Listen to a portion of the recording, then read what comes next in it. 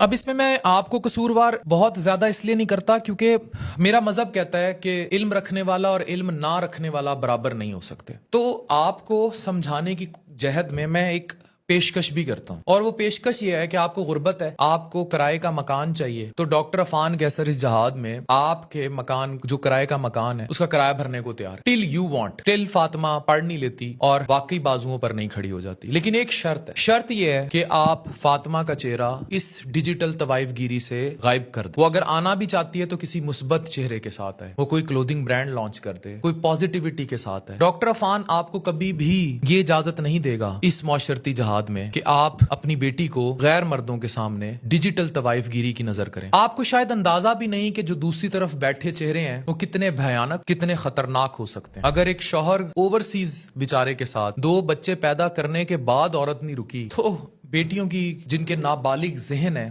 ان کی کیا گارنٹی ہے، ان کی کیا تربیت ہوگی. میں اس قوم کی بیٹیوں کو بچانے کے لیے آگے آؤں گا، ہر لمٹ تک آگے آؤں گا. اور میں کہہ چکا ہوں بہن کہ اف یو نیڈ ہیلپ، کہ آپ کو گھر میں پرابلمز ہو رہے ہیں تو ہم کرایہ بھی دیں گے اور آپ کی ہیلپ بھی کریں گے، بٹ ود ون شرط کہ فاطمہ آپ اس طرح کے لائیو سیشنز نہیں کرے گی اور اپنے تمام اکاؤنٹس آپ ڈیلیٹ کر دیجیے، اور قطعی طور پر اس چیز کو پروموٹ مت کیجیے. اس سے معاشرے میں تباہی آئے گی. ایک بات اور، وہ تمام بہنیں جو ڈیجیٹل میڈیمز کو استعمال کرتی ہیں پازیٹیولی، مجھے ان کے چہروں میں